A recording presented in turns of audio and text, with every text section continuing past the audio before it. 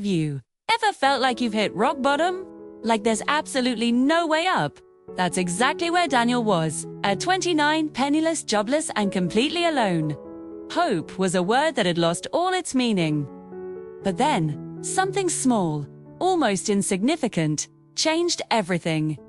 It was a single piece of paper, found by chance, with a simple message.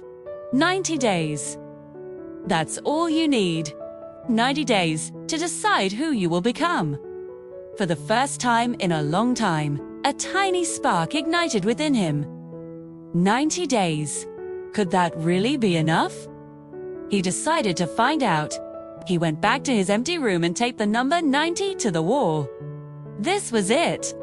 Day one of his new life. The first steps were small. Almost comically so.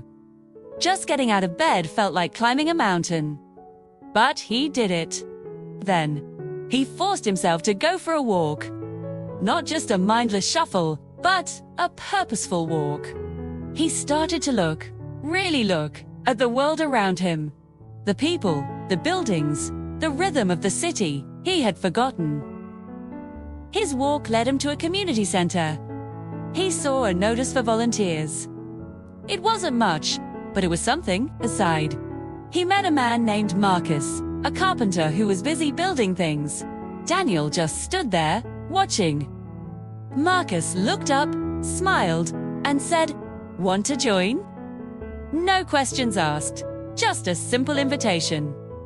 Daniel's hands were clumsy. The wood splintered, the nails bent. He was failing over and over again. Every instinct screamed at him to run, to go back to the numb comfort of his room. But Marcus was patient. He'd just nod, offer a quiet word of advice, and let Daniel try again. That simple nod of recognition, that unspoken belief that he could do it, was more powerful than any grand speech. It was enough to make Daniel stay. It was enough to make him keep trying. After a few weeks of volunteering, he felt a flicker of courage. He saw a food stall with a help wanted sign. He walked up, his heart pounding, and asked for the job. And he got it. The work was hot and tiring, but at the end of the day, he held his first earned money in what felt like a lifetime. It wasn't just cash, it was proof. Proof that he had value. Proof that he could contribute, that he could stand on his own 2 feet. With each passing day, something inside Daniel was changing. He started to walk a little taller. His shoulders, once permanently slumped in defeat, began to straighten. He started making eye contact with people instead of staring at the pavement. It was a subtle shift, but people noticed.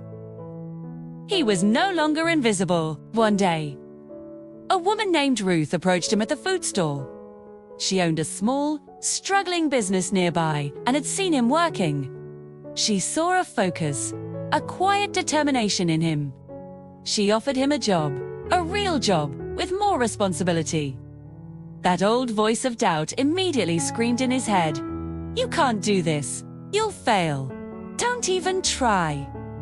A new, quieter voice whispered back, "What if you said yes?" And for the first time, he listened to that voice. He looked at Ruth and said, "Yes."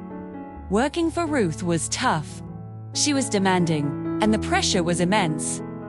More than once, Daniel felt that familiar urge to quit, to retreat back into his shell when no one expected anything of him. He confessed his fears to Ruth one day, telling her he didn't think he was cut out for it.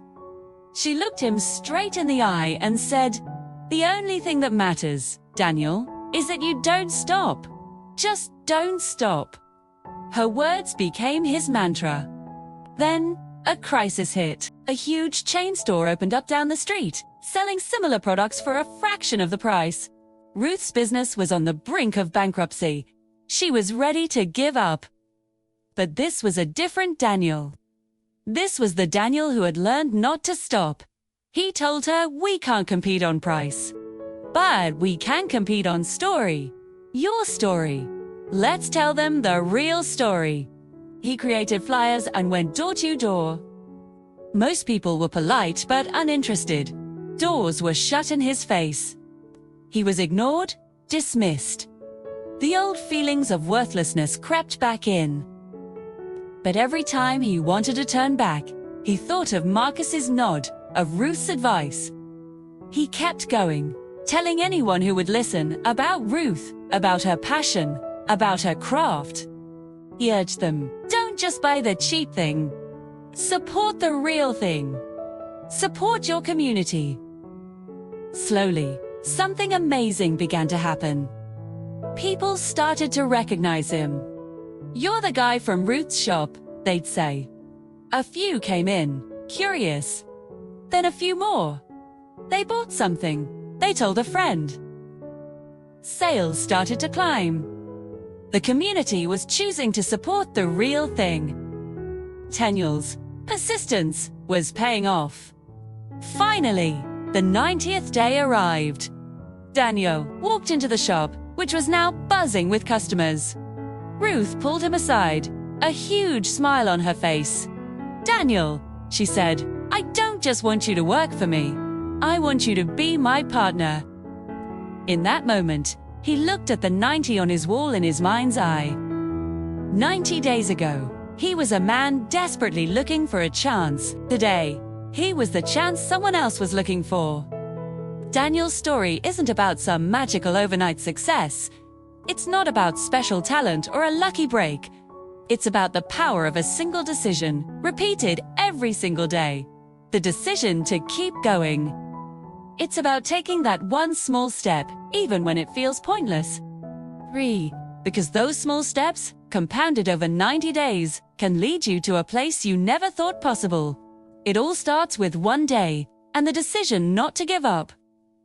Thank you so much for watching.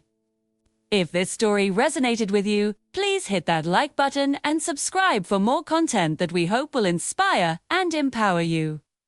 We'll see you in the next video.